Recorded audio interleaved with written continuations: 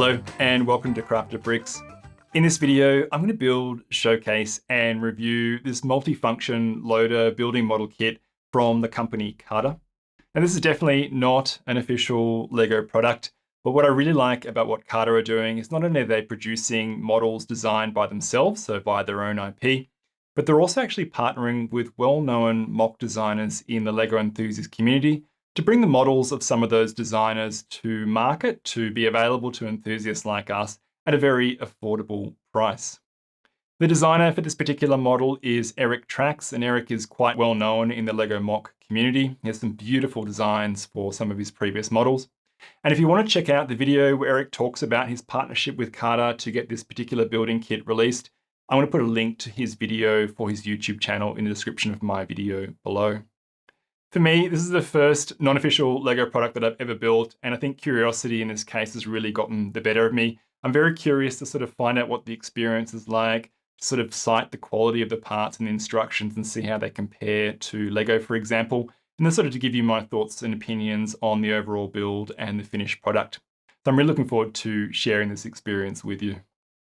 I thought it'd be a good idea to do an unboxing type section in this video so you get a really clear idea of what is included in this CaDa building kit.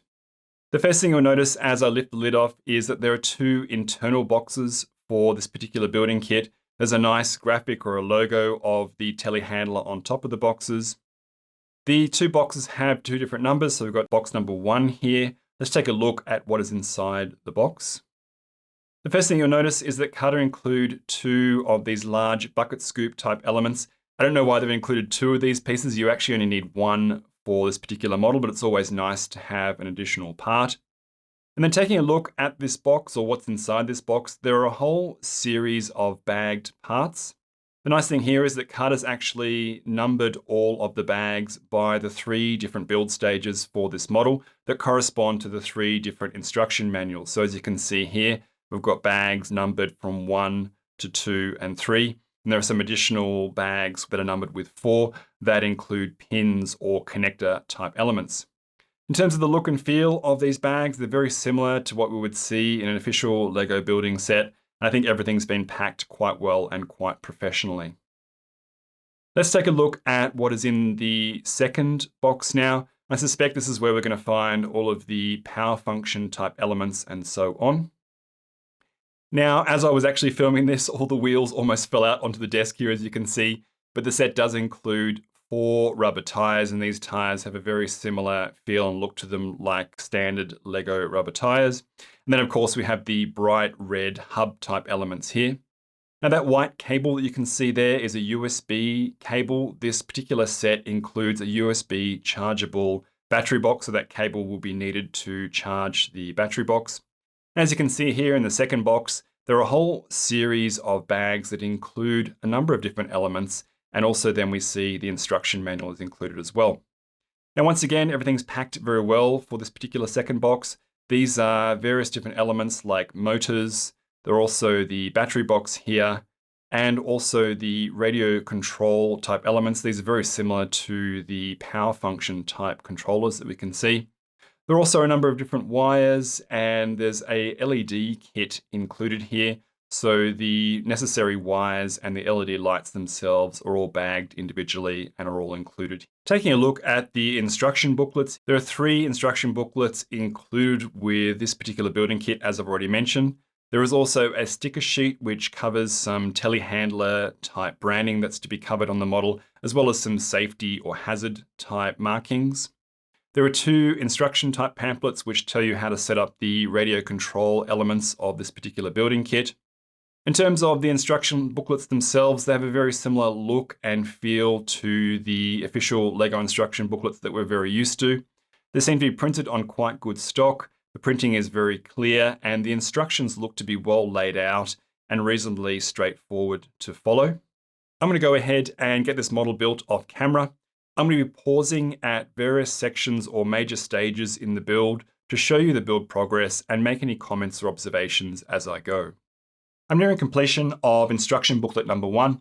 The majority of the build steps in this first booklet cover off building this chassis of the model. I thought before I go any further with the build, I'd show you the chassis of the model and comment on my build experience so far. In terms of this particular build and design, I think Eric's done a great job. What you'll notice here is that there's a battery box on the top, and that's USB chargeable. And I think that's a fantastic addition here. On the underside of the model, the design that Eric's put together is very clever. This model has not only all-wheel drive, but has four-wheel steering. There's a servo motor in the middle here that's powering that steering. There are two steering racks for each of the axles. And there's a central drive axle here that's powered by an L-sized motor. And there are two differentials that are sort of on either side of these axles. Now, one of the really interesting things about the CaDa instructions is they seem to pack a lot of build steps into each page, much more than you'd see in a standard Lego sort of set of instructions.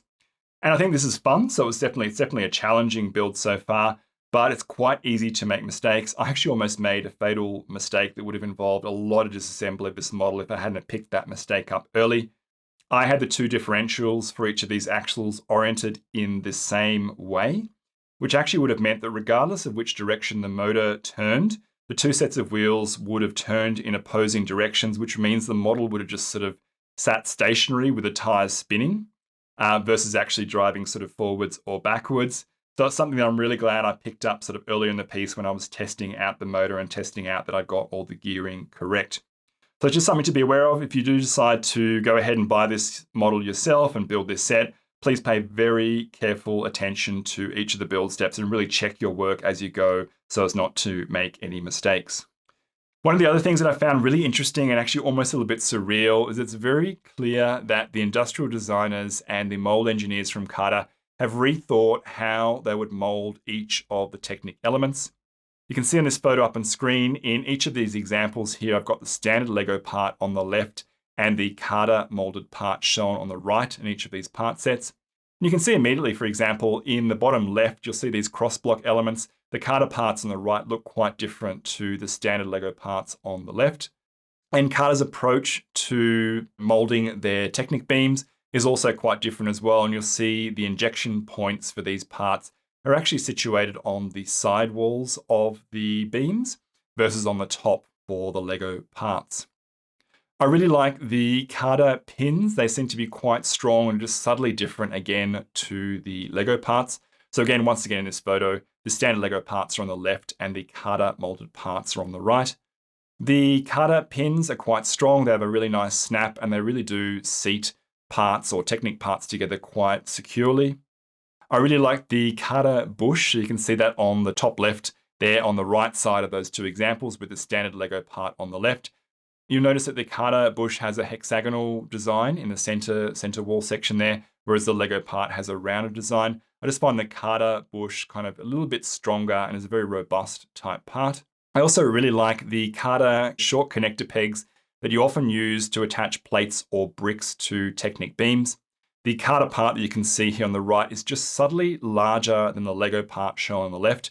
And what that means is when you slot that CaDa peg into a beam, it actually does not rotate at all, like the Lego parts kind of free spin and rotate, whereas the CaDa part locks in quite securely, and that allows for a really clean and firm connection of any plates or bricks to Technic beams.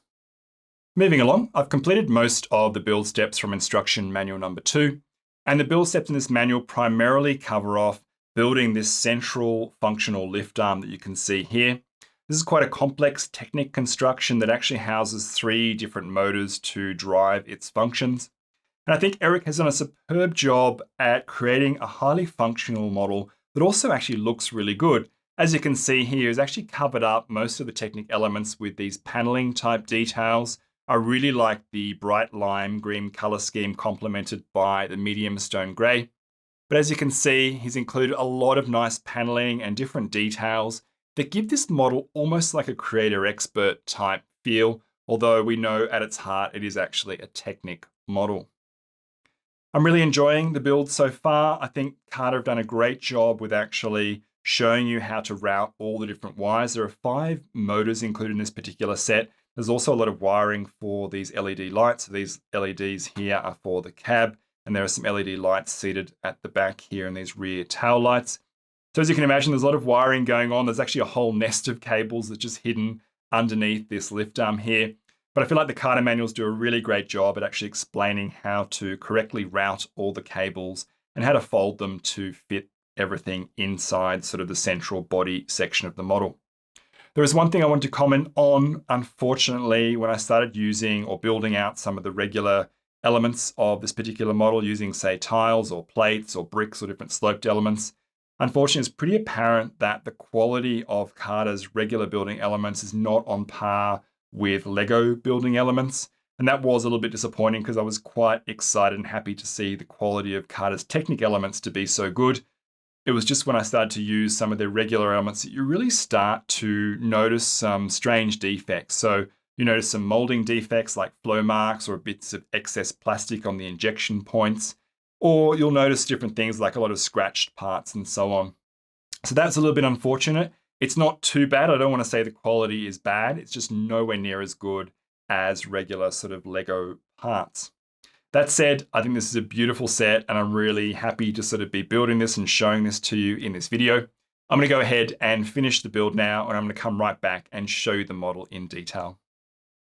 The build is now fully complete, and I've actually spent a few days playing with this model and shooting an action type sequence that I think is going to be a really fun way for me to showcase the different features and functions that this model has. Now, before I cut to that sequence, I just want to do some close-up views of the model for you so you can really appreciate the beauty of the model that Eric has designed. And while I'm doing that, I just want to share my final thoughts with you on the model itself, the build experience, and what it's been like to build this CaDa building kit. Let's talk about the things that I really like about this particular model and this building kit from CaDa. The first thing is that Eric has done a superb job with the design of this. Not only does this include a lot of really fun features and functions, but it is a highly playable model, but also just looks great. I think Eric's done a superb job at making this look like the real world telehandler multifunction type loaders that this particular mock is based on. The other thing that I really enjoyed was the build experience itself. As I mentioned earlier in the video, CaDa actually tend to pack a lot of build steps per page in their instruction manuals, way more than Lego do in their instruction manuals. And I actually found that quite a refreshing experience. I really enjoyed the challenge of really having to pay close attention to all of those build steps to make sure they didn't make any mistakes. And then of course, seeing this come together was quite delightful. But I think the main drawcard for this model is its price point. So CaDa have been able to bring us this mock at a very affordable price. For me, this cost me 260 Australian dollars, so roughly about 200 US dollars delivered to my door. And if I have a look at the Rebrickable page for this particular mock that Eric has published, and if I have a look at the inventory of parts, you can see that the parts, if I was buying official Lego parts, would cost me around about 900 Australian dollars. If I factor in, say, an extra 100 for shipping costs for bricklink orders, I'm looking at 1,000 Australian dollars or just under 800 US dollars to build this same mock. And yet the CaDa kit is literally a quarter of that price. So I think that's the main selling point, and probably the main reason that you may be tempted to actually build or buy this kit and build it yourself, is that we're getting a really cool mock at an extremely affordable price. I feel it's important to actually give a balanced view here and talk about what I did not like about this particular CaDa building set. And the main thing is, unfortunately, the quality of CaDa's parts are nowhere near as good as official Lego parts. And unfortunately, that means that the end result here just is slightly subpar in terms of quality. I'm not saying CaDa's parts are really bad. It's actually not too bad. It's reasonably good. But when you're used to building very large, complex custom models that often take a lot of time, effort, and money to build, I always want that really sort of high quality, quite polished and beautiful display piece at the end of it. And I just feel like using official Lego parts, I get that experience. However, I don't feel like I'm going to have that experience with these CaDa type building kits. So it's just something to be aware of. It is, of course, very affordable. So it's much cheaper than building the same mock with official Lego parts. So if you're after sort of a fun model just to try this out and a fun play model, then maybe this is something that you might consider. A few other things to mention is that although all the power functions work, I found the steering on this to be a little bit sloppy. The model was a little bit hard to control. And this bucket function here at the front is actually quite loose and not really that strong. The other thing as well is the stickers were cut quite poorly. They're nowhere near as good as Lego stickers in terms of their accuracy of the cut and shape. So I actually omitted a lot of the stickers that were provided by CaDa just because I thought the cut was quite bad. I've included a few of the key ones like these Telehandler logos on either side, just because I think they were necessary to finish off the model. But look, I think as this is sort of my first experience with a non-official Lego kit, it's been a valuable one. It's been really interesting. I've got a renewed appreciation for the great quality of Lego system of parts and the quality of their products. I've got one other CaDa set, so I bought two sets at the same time. I bought this one and I bought their Italian supercar. So when I build that Italian supercar kit, I'll definitely showcase it on the channel, and I look forward to sharing my thoughts and opinions on that particular set and the CaDa sort of building system when I actually make that video. For now, it's time to cut over to the action sequence where I'm going to show you how this model works in what I think is quite a fun way. Until I see you in the next video, take care and I'll see you soon. Bye. I'm hungry. Can you go get me something good to eat?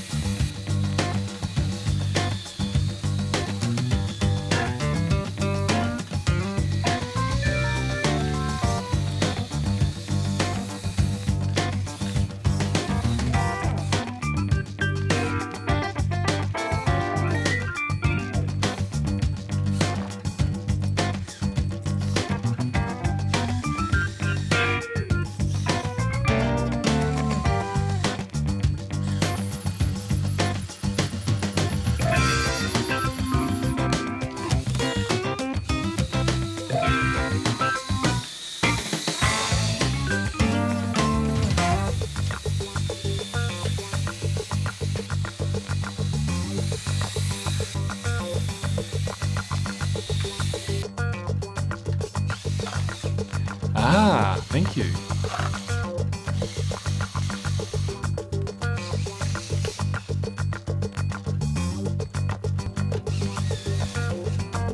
Those were great. Can you go get me some more and make it quick?